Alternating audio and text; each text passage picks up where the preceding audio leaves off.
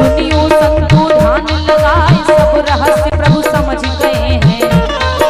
लेकिन लक्ष्मण गए चकराए, लगे सोचने लक्ष्मण मन में। आवे बात समझ में आए, रावण हरण किया माता का। कैसे गई यहाँ पर आए, रावण हरण किया माता का।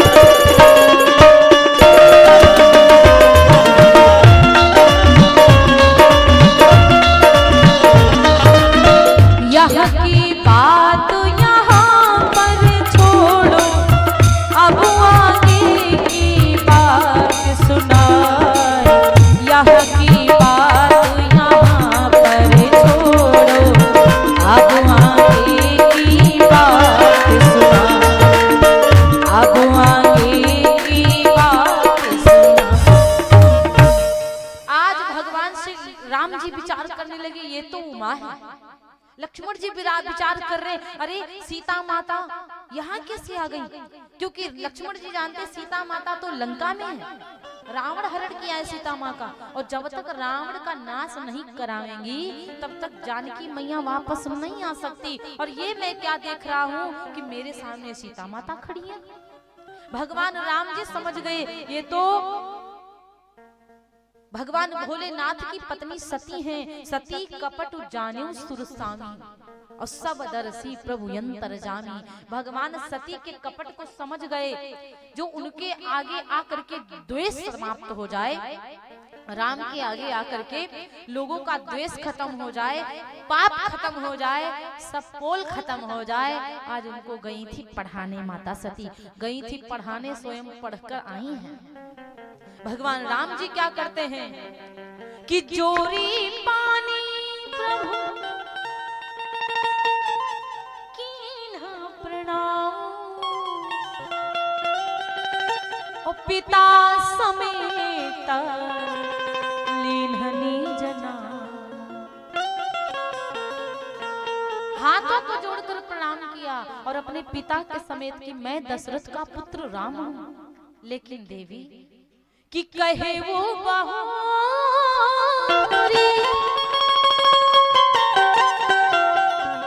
बहोरी माने दोबारा उन्होंने अपना परिचय देके दोबारा कहा, क्या कहा ब्रस के तू, कहाँ है भोलेनाथ?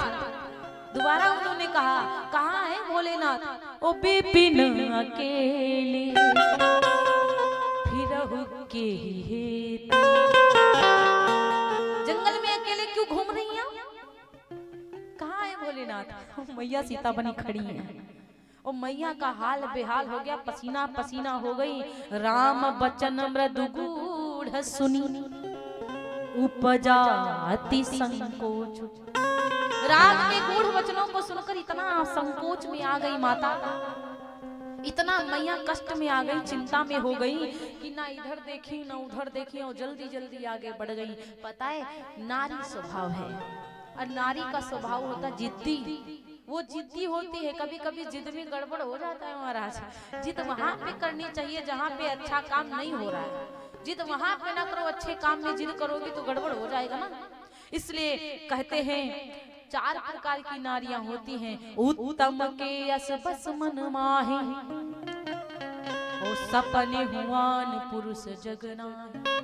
उत्तम नारी जो होती ये एक पतिव्रता नारी है, सपने में भी पराये पुरुष को नहीं सोचती है, ये उत्तम नारी है। मध्यम परपत देखई कैसे, और भ्राता पिता पुत्र निज जैसे।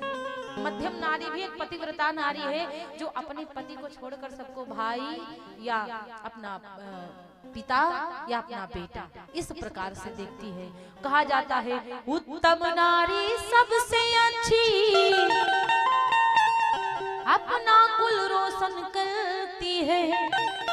मध्यम नारी अपनी इज्जत मर्याद संभाले रखती है।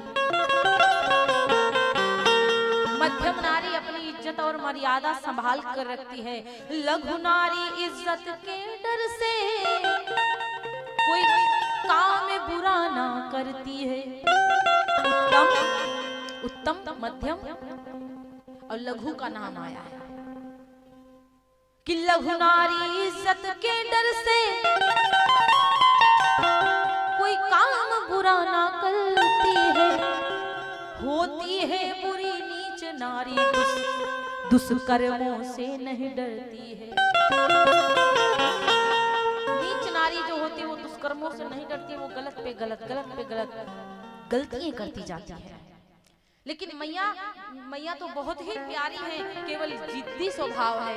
बाकी माता तो पतिव्रता है, सती माता, और हर जन्म में पार्वती माँ भोलेनाथ को मिलती हैं, हर जन्म में। और भोलेनाथ मतलब पार्वती माता ही सदा सुहागन नारी है। इसीलिए माता पार्वती को जब माताओं का विवाह होता, जैसे रुक्मिणी विवाह हुआ या सीताराम विवाह हुआ, तो क्यों हम लोगों को दान करना चाहिए, क्यों सुहाग दान करना चाहिए, क्यों कन्यादान करते हैं हम लोग, कि हम सदा सुहागन रहे। ये हम सदा हम सुहागन हैं, तो हमको इन सब चीजों का दान करना चाहिए माता रानी को। और कन्या का चरण पूजना चाहिए, कन्या को पैर नहीं पूजन होता जब विवाह होता, तो इसलिए किया जाता क्योंकि हम सुहागन हैं, हमको बड़ी अच्छी, अभी हमको बड़ी हमारे ऊपर प्रभु की कृपा है। अब बेचारी उनसे पूछो जो करना चाहती हैं लेकिन वो नहीं है करने वाली, इसलिए हमको दान करना चाहिए कि हमारा सुहाग लंबा रहे, बना रहे हमारा सुहाग। इस प्रकार आज मैया सती इतना घबरा गई, इतना परेशान, क्या विचार करती हैं? मैं शंकर कर कहाँ न माना, मैं शंकर कहाँ न माना, निज अज्ञान राह पर आना, मैं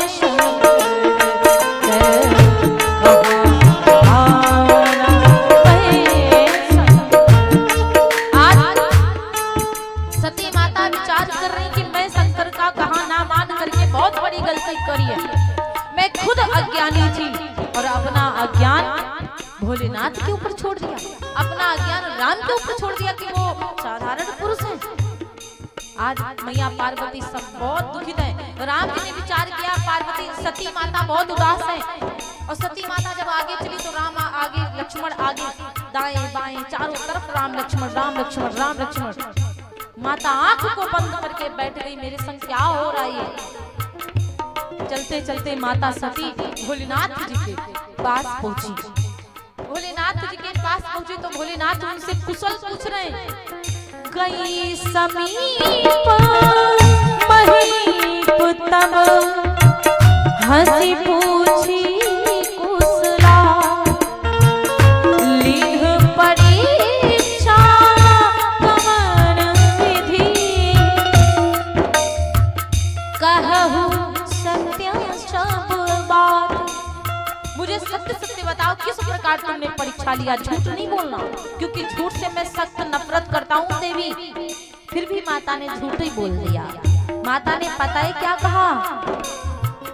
कछु न परीक्षा लीन गोसाई कछु न परीक्षा लीन गोसाई कीन्ह प्रणाम तुम्हारी कछु न परीक्षा लीन गोसाई कछु न परीक्षा।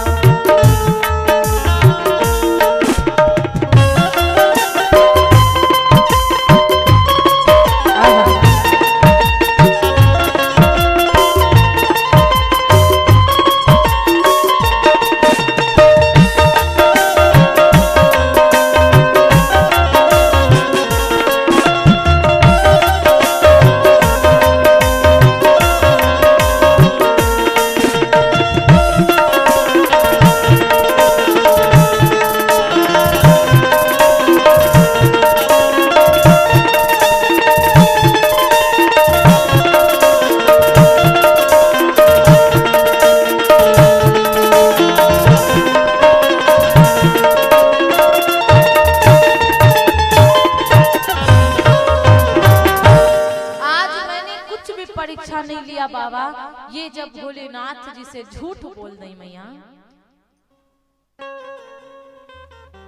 बोली मैंने कोई परीक्षा नहीं लिया बाबा, मैं झूठ नहीं बोल रही। बाबा तो समझ गए कि देवी इतना सती कैसे हो गई। अभी तक घंटों समझा रहे थे हम कि देवी भगवान को प्रणाम करो, भगवान को प्रणाम करो, तो देवी जी एको नहीं मानी हमारी बात। इतनी भोली भाली देवी कब से हो गई कि वहां जाते सुधर गए। भगवान भोलेनाथ ने क्या किया कि तब शंकर दे क्यों धरी ध्यान और सती जो कीन चरित सा गुजारा। ध्यान धर के देखा बाबा ने, जो सती ने किया सब जान गए। अब देखा सती जी क्या की है, सती कीन सीता कर वेसा सिउर भये विषाद विशेषा सती कीन। सती माता ने सीता का वेश बनाया और भोलेनाथ जी के हृदय पे पत्थर के जैसा आघात हुआ कि मैं सीता माँ को माँ मानता हूँ, अब मेरी पत्नी मेरी माँ का स्वरूप लेकर गई तो जैसे मेरी वो माँ वैसे मेरी ये माँ। भोलेनाथ ने विचार किया मेरी माँ का स्वरूप लेकर गई, इसका मतलब वो भी माँ ये भी माँ, और अगर जो अब करूं सती सन प्रीति, यदि मैं सती के संग प्रीति करूंगा, प्रेम करूंगा, पत्नी बनाकर रखूंगा तो पता है क्या होगा, मिटाई भगती पछू होई अनीति जो अब करूं। अब यदि सती के संग प्रीति करूंगा तो मेरी भक्ति समाप्त हो जाएगी। इसलिए बाबा आज देवी को पत्नी के पद से ही हटा दिया, पत्नी के पद से हटा दिया और चुपचाप बैठ गए। यद्यपि माता सती पूछ रही कि क्या प्रण कर रहे हो बाबा, बताओ। बाबा आंखों को बंद कर लिए, नहीं बोल रहे, आंखों को बंद कर लिए बाबा, कुछ भी नहीं बोल रहे महाराज। अब बाबा